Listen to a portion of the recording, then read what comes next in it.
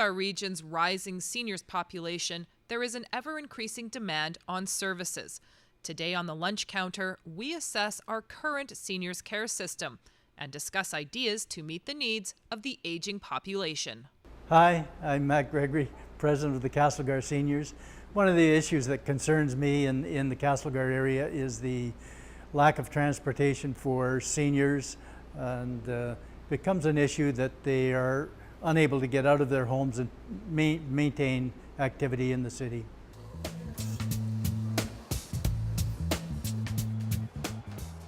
Hi, I'm Sandi McCreight. I'm the coordinator of the Community Response Network, or the CRN, in Castlegar. And I think for me, one of the most important things that we can do for our seniors is to provide opportunities for inclusion so that we prevent the whole risk of isolation.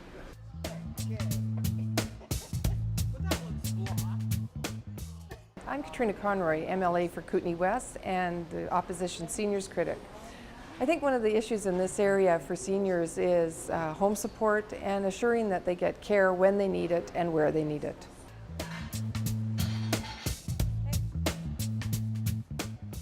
Do you think that our current seniors care system is adequate to meet the needs of our aging population? I think it's pretty good. I can't complain. No, I don't think the infrastructure is there for the boom that's coming. I know my parents are going to be looking at needing seniors care soon, and I get pretty concerned about that. I'm not pro Mr. What's his name in Ottawa? Mr. Clark. So in terms of raising the age, haven't they raised the age to 67 now? And give him a choice. I mean, he'll raise it even higher. So I don't think that we are ready to look after our seniors in this country. For me, isolation is a really big one because we're already at the numbers that are predicted that we will get across the province. So we are already about probably over 30% by now of seniors population, and the more that increases, the more we need to have opportunities to decrease that isolation risk. And you know, we have seniors that are isolated for many different reasons. They have no way to get out. Maybe they are isolated because of mobility issues.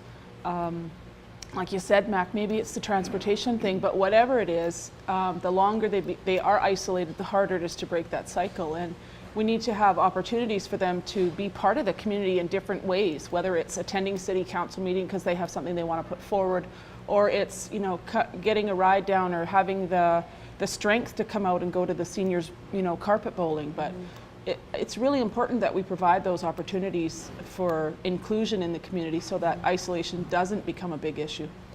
What we hear is one of the biggest issues is our transit in our community is just not, it's very difficult for seniors to get around to utilize it.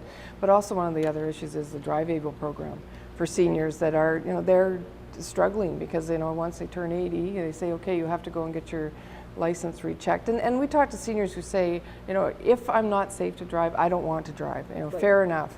But there are those people who are safe to drive and they lose their license because it's a cognitive test. And that's been an issue across the province, but we've had meetings here in Castlegar and in the area, and it's definitely an issue here too. And it's difficult in rural BC.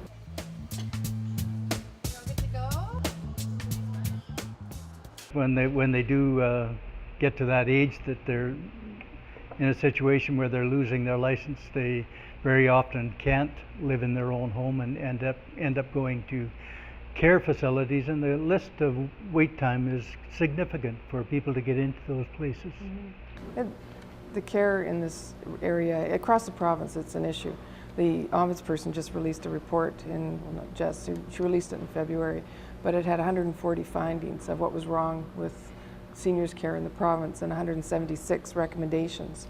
And the recommendations revolved around home support, assisted living, and long-term care, and all those are issues in our region. And like you were saying about isolation, the home support, you know, if you have adequate home support, proper home support, the home support worker gets into the home, they can look at seniors, they can assess whether they need to get out more, what they need, but home support workers are telling us they don't have time to do that anymore. No. You know, they go in, they have 15 minutes, they can go in, they can feed them a lunch as long as they can microwave it, they can give them their meds. And we had a senior who he wanted to maintain his independence and wanted to bath himself.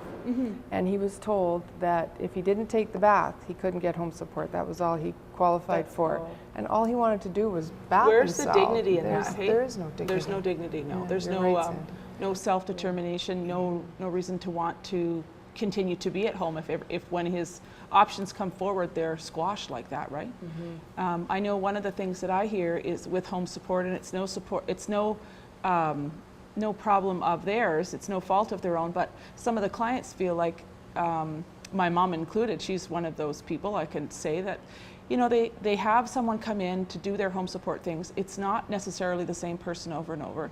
So for them, it's like they've lived on their own, they've been by themselves for all these years, and now all of a sudden they have these strangers coming into the house, and it's quite often someone different every time, and it's 15 minutes. You can't make any kind of a relationship or a safety net with that person in that time. So on one hand, we talk about how important it is that they keep their independence, but we're not providing them the tools that they're needing to be able to do that. And if we can work on some more preventative things rather than fixing big issues, you know, I think it would go so much more smoothly for everybody, right? It certainly would. I know my wife worked home support in the past, and they did have a greater amount of time that they were allotted, but one of the main needs that the people had that she was taking care of was just the interaction with someone else coming into their home, and they got to be a friend, not just someone who dropped in every now and then, but someone they could depend on and ask advice from, and wasn't really part of the job description, but that's what the person ended up being. And I think with a little bit of increased time, it would be far more economical for those people to remain in home rather than go into a care facility. What it is, like, you estimate the cost for home care is estimated about $50 an hour. Long-term care is about $200 a day, and acute care, where people often end up, is like $1,500 a day. So the economic reality is that it makes it's more economically viable to do more home support. And I don't run into too many seniors who say, "Oh, I just can't wait to get into the long-term care facility." No, they want to stay home. Yeah, they want to stay in their own home, and you know, in their garden and in their surroundings, where their neighbors are that they're used to. Exactly, and it's not just the economic impact. I mean, if they are able to stay at home, it not only helps the economic issues, but it also helps them to be their overall well-being, their physical health, their mental health, their spiritual health. If they're able to be in their own space with their own things, feeling that independence, which is so important to all of us, right? We all want that. And taking that away can be a real crush to so many different aspects of someone's life.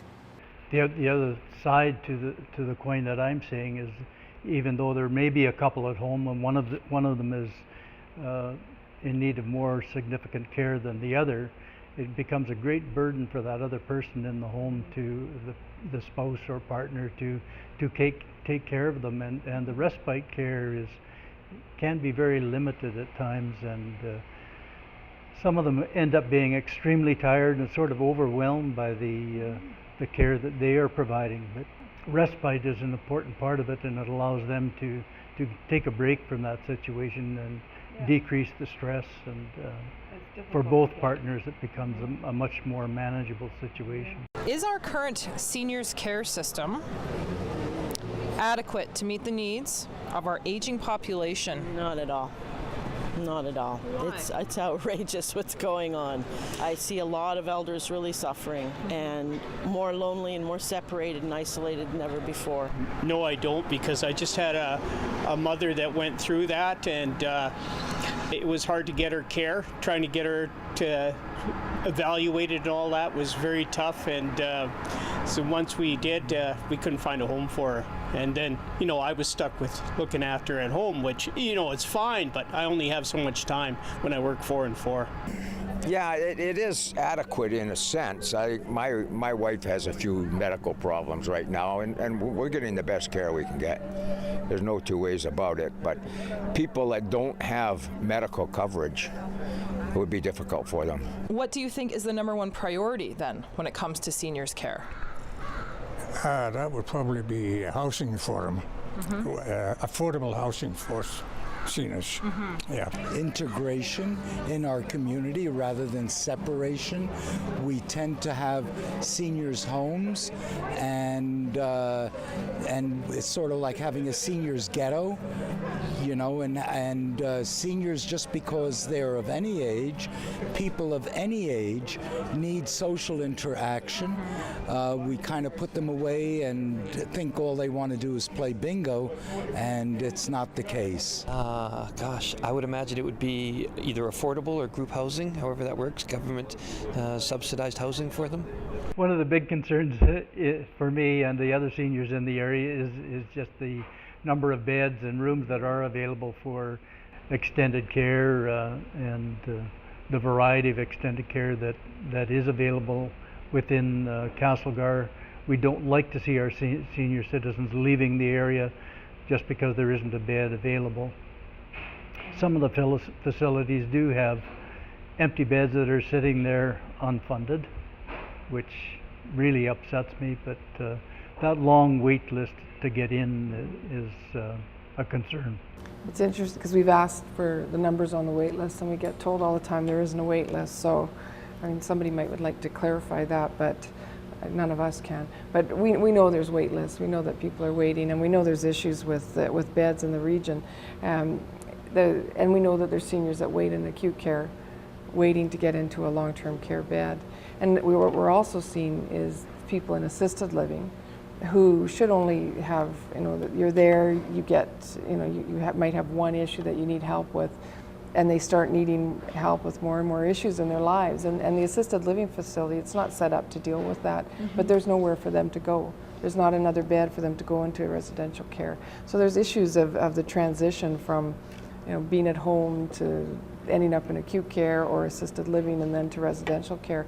And it's a concern in this area. And you're right, there are some beds that are not funded, so they're private beds.